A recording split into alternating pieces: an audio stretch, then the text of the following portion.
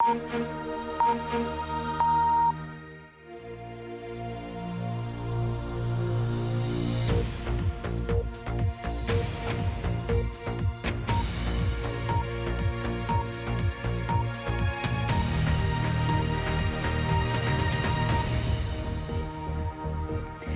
उर्दू के प्रोग्राम सरबीन में खुशामदीद। हमारे लंदन स्टूडियो से मैं हूँ आलिया नाज़की। कतर ने अपने खिलाफ पड़ोसी अरब ममालिक की एक बरस से आयद करदा तिजारती और सफरी पाबंदियों का क्या तोड़ निकाला है। पिछड़ा हुआ है बस अपना मेवात। इंडिया के पसमानदा तरीन इलाकों में से एक मेवात के रहने वालों को हुकूमत से क्या शिकायत है। यानी कि एक आधा घंटे का रास्ते में तो जन्नत है और एक आधा घंटे का बाहर आ जाए तो जहन्नुम है। और मरीज के मदाफियती खलियों को लेबोरेटरी में ब्रेन ट्यूमर से लड़ाकर दिमाग के सरतान के खिलाफ वैक्सीन की तैयारी। खलीजी बहरान शुरू हुए 1 साल गुजर चुका है जब कतर के अरब हमसाया ममालिक ने उस पर पाबंदियां आयद की थीं। इन ममालिक ने दोहा पर दहशतगर्दी की हिमायत करने और उनके हरीफ मुल्क ईरान से नज़दीकियों का इल्ज़ाम लगाया था। कतर ने इन इल्ज़ामात को मुस्तरद करते हुए अरब ममालिक के तमाम मुतालबात को तस्लीम करने से इनकार कर दिया था, जिनमें अल जज़ीरा न्यूज़ नेटवर्क को बंद करना शामिल था। BBC की मशरिक़ वस्ता की नामनिगार योलान नेल की रिपोर्ट पेश कर रही हैं नुसरत जहां।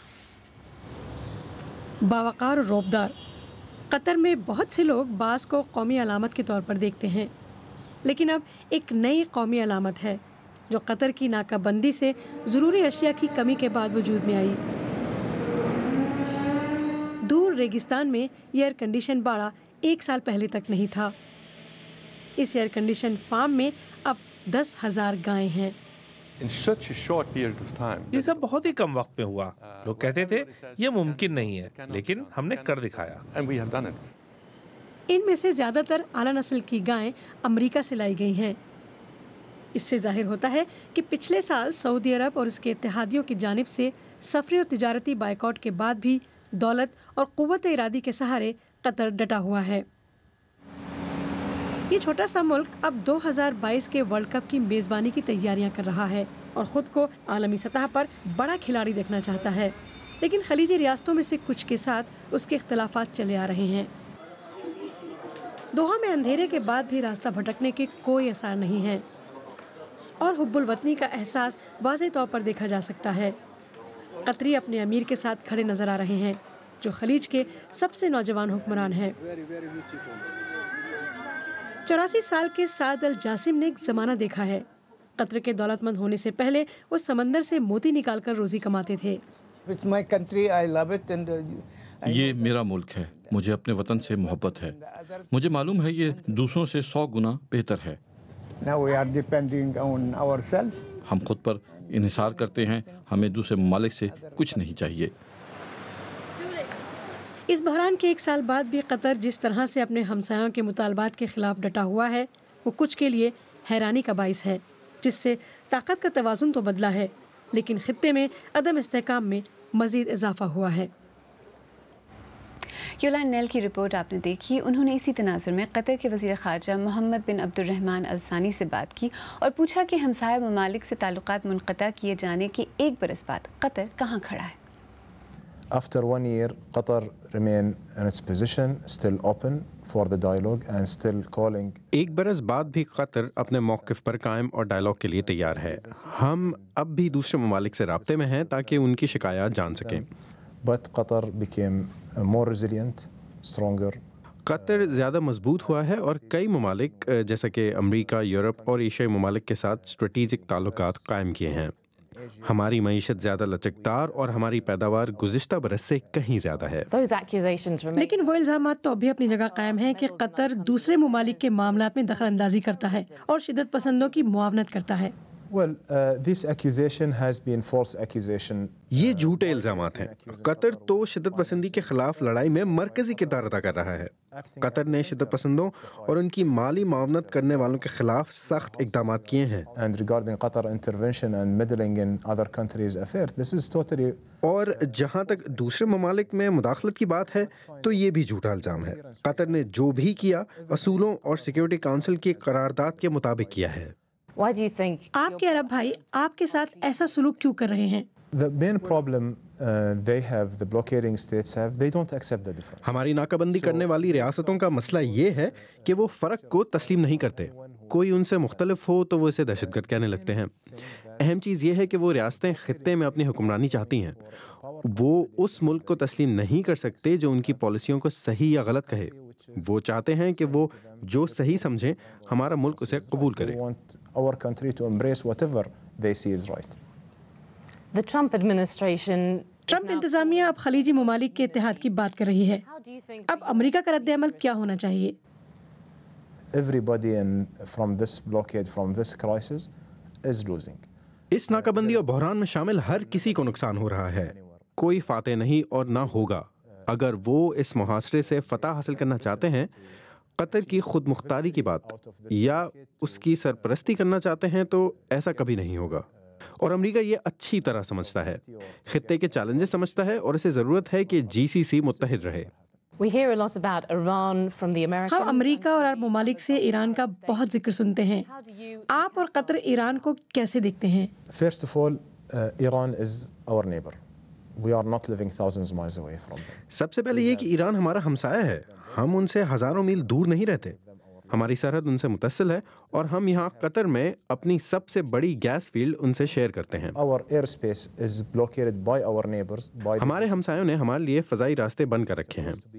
ईरान वो वाहिद मुल्क है जिसकी फ़ज़ाई हुदूद से हमारे लोग परवाज़ कर सकते हैं। And Iran, we have differences with them on their policies in the region. खित्ते में ईरान की चंद पॉलिसियों के हम खिलाफ हैं और उनकी मुखालफत भी करते हैं, लेकिन उन पॉलिसियों का हल मुहाज़रा ही नहीं है। जो हो रहा है वो कतर, दूसरी अरब रियासतों और ना ही ईरान के हक में है। What's happening right now is not in favor of Qatar, nor in any of the other Gulf states, nor Iran as well. तो क्या अगले एक बरस में ये बहरान हल हो चुका होगा? Well, we hope that wisdom will prevail at the end of the day. हम उम्मीद करते हैं कि आखिरकार दानाई गालिब आकर रहेगी। कतर ने कभी भी खित्ते में गैर मुस्तहकम किरदार अदा नहीं किया। सऊदी अरब और इमारात ने ये बहरान पैदा करके खित्ते को गैर मुस्तहकम किया है और इस गलती के लिए हम अपनी आवाम को जवाबदेह होंगे। तमाम मुश्किलात को देखते हुए क्या वर्ल्ड कप 2022 वक्त पर होगा? We promised the world that we will. हमने दुनिया से वादा किया है कि हम सबसे बेहतरीन वर्ल्ड कप की मेज़बानी करेंगे। हम वादा करते हैं कि आप 2022 में यहाँ आकर न सिर्फ मैच देखेंगे बल्कि वो आपकी ज़िंदगी का बेहतरीन मैच होगा। One of the games and will be the game of your life. Qatar के वज़ीर ख़ारजा मोहम्मद बिन अब्दुर्रहमान अल-सानी जिनसे योलान नेल ने बात की। और अब कुछ दीगर अहम खबरें। दुनिया में अब तक बनाई जाने वाली प्लास्टिक में से 10% से भी कम रिसाइकल या दोबारा काबिल इस्तेमाल बनाई जाती है। हर बरस दुनिया के समंदरों में 80 लाख टन प्लास्टिक फेंकी जाती है, जिसका मतलब ये हुआ कि हर दिन के हर मिनट प्लास्टिक का एक ट्रक समंदर में उंडेला जा रहा है। अक़वाम मुत्तहिदा ने कहा है कि अब 50 ममालिक ने ऐलान किया है कि वो इस बारे में इक़दामात करेंगे। तफसील के साथ जावेद सुमरो। प्लास्टिक से एक और मौत। जनूबी थाईलैंड में इस पायलट व्हेल ने 80 से ज़ायद प्लास्टिक बैग निगल लिए थे, जिनका वज़न तकरीबन 8 किलोग्राम था। ये है प्लास्टिक का बेजा इस्तेमाल करने वाले हमारे मुआशरे का शाखसाना। जनूब मशरिक़ी एशिया प्लास्टिक पोल्यूशन से भरा पड़ा है। ये इंडोनेशिया है जहाँ दरियाओं को प्लास्टिक की गंदगी से साफ़ करने के लिए फ़ौज को तलब किया गया है। इंडिया इक़दामात करने में कुछ आगे है, जहां साहिलों की सफाई के लिए सैकड़ों लोग हिस्सा ले रहे हैं, लेकिन मसला फिर भी पैदा हो जाता है क्योंकि मुतादिद कच्ची आबादियों से कचरा उठाने का कोई निज़ाम मौजूद नहीं। कई अफ्रीकी ममालिक भी प्लास्टिक पोल्यूशन से छुटकारे के लिए इक़दामात कर रहे हैं। केनिया में प्लास्टिक बैग इस्तेमाल करने पर बड़े जुर्माने मुतारिफ कराए गए हैं। अक़वाम मुत्तहिदा की रिपोर्ट के मुताबिक अफ्रीकी ममालिक की अच्छी पॉलिसियों के बावजूद क़वानीन की गैर मौजूदगी पॉलिसियों को गैर मौसर कर रही है। हमारे पास हल है, हमें पता है कि क्या करना है। हमें सियासी क़यादत को इस पर रजामंद करना है। सिविल सोसाइटी और हम तमाम सार्फिन को मिलकर इस मसले के लिए कुछ करना है। मुआशरों की गुज़िश्ता चंद दहाइयों की बेपरवाही ने ये तबाही फैलाई है। समंदर में प्लास्टिक फेंके जाने को कम करने की जानिब इक़दामात किए जा रहे हैं, लेकिन इस मसले के हल में सदियां लगेंगी। ईरान ने अक़वाम मुत्तहिदा की न्यूक्लियर एजेंसी को मुतला किया है कि वो यूरेनियम की अफसूदगी की सलाहियत में इजाफा करने का अमल शुरू कर रहा है। ईरान के रहबर आला आयतुल्लाह ख़ामेनेई के मुताबिक उन्होंने ये हुक्म ईरान के साथ होने वाले जौहरी मुआहदे के मुकम्मल तौर पर नाकाम होने के खदशे के पेश नज़र दिया है। ग्वाटेमाला में आतिशफ़शां फटने के बाद लापता होने वाले अफराद की तलाश में फायर ब्रिगेड के साथ अब फौज भी शामिल हो गई है। इतवार को आतिशफ़शां के फटने के बाद से अब तक 69 अफराद हलाक, जबकि सैकड़ों अफराद अब भी लापता हैं। एप्पल अपने iOS और मैक ऑपरेटिंग सिस्टम के अगले वर्जन में ऐसे टूल्स मुतारिफ कराएगा जिनसे फेसबुक अपने सार्फिन की खुदकार अंदाज से ट्रैकिंग नहीं कर पाएगा। ये ऐलान एप्पल की सालाना डेवलपर्स कॉन्फ्रेंस के मौके पर कंपनी के चीफ सॉफ्टवेयर इंजीनियर ने किया। BBC उर्दू के प्रोग्राम सरबीन में आगे चलकर देखिएगा। बदहाल हुई मेवात हमारी। मेवात के रहने वाले अपने मुआशी बदहाली का सबब किस चीज़ को समझते हैं? और बरतानवी साइंसदानों ने मरीज के इम्यून सेल्स के साथ ब्रेन ट्यूमर का इलाज कैसे किया?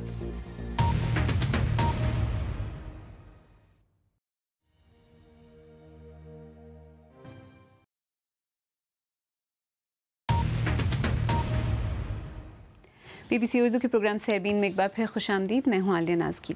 एक हालिया रिपोर्ट के मुताबिक इंडिया के 20 पसमानदा तरीन अजला में से 11 ऐसे हैं जहाँ मुसलमानों की अक्सरियत है। इस फहरिस्त में पहले नंबर पर मेवात है। दिल्ली से कोई 100 किलोमीटर दूर रियासत हरियाणा के इस इलाके को यहाँ रहने वाले जहन्नुम कहते हैं। हमारे साथी शालू यादव ने मेवात जाकर ये जानने की कोशिश की कि आखिर इसकी वजह क्या है।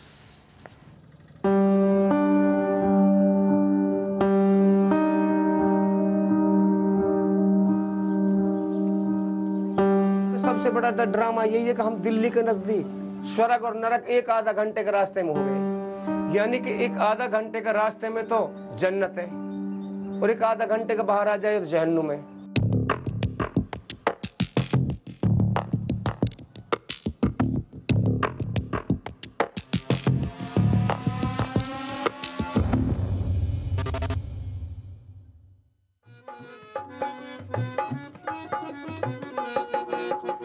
आकर देखो मेरा गांव बद से बदतर हालात, सारे देश में पिछड़ा हुआ है बस अपना मेवात।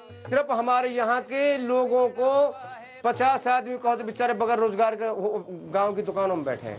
राशन हमारे नहीं आते, पानी हमारे नहीं आते, बिजली के तो ये हालात हैं कि रात में कोई सो नहीं सकता।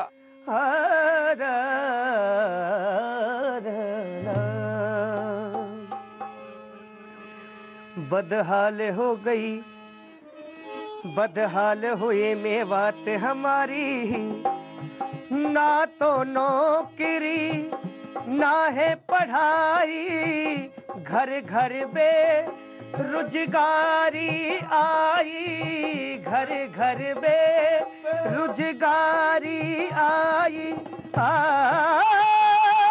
प्रधानमंत्री मोदी जी अब, प्रधानमंत्री मोदी जी अब दे दे कोई सहारो। ओ बदहाल हुई मेवात हमारी, कैसे होए गुजारो। ओ बदहाल हुई मेवात हमारी।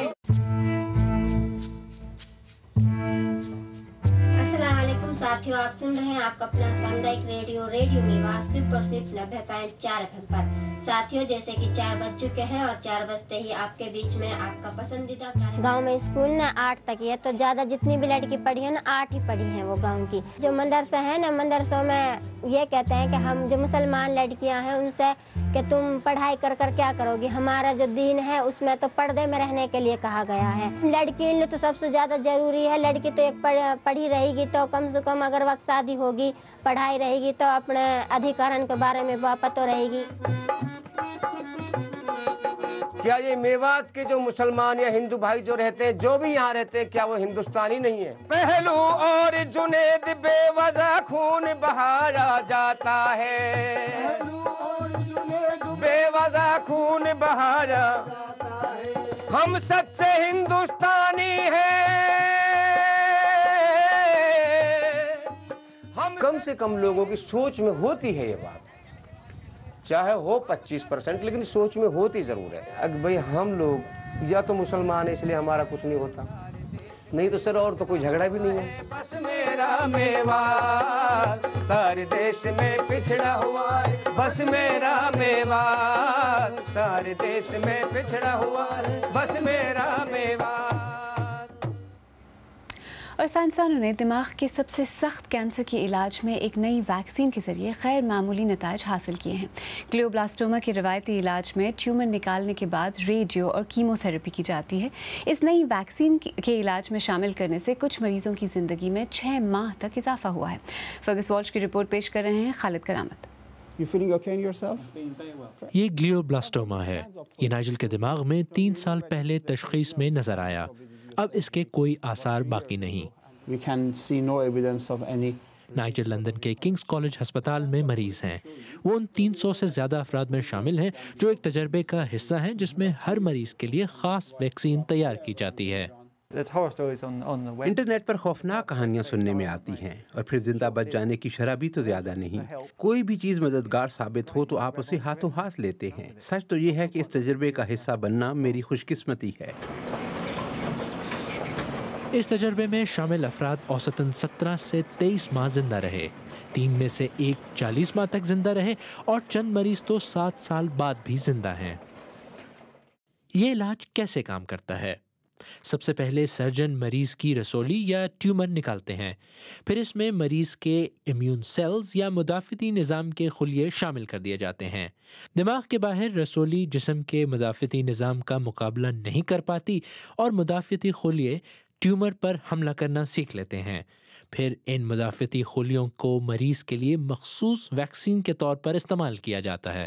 हम रसौली को मुकम्मल तौर पर निकालने की कोशिश करते हैं ताकि हमारे पास हर तरह के प्रोटीन्स और एंटीजेंस हों जिनके जरिए मुदाफ़ाती निज़ाम को रसौली का मुकाबला करने की तरबियत दी जा सके। हर मरीज के लिए मखसूस इलाज होता है जो उस वक्त रसौली की हालत के मुताबिक होता है।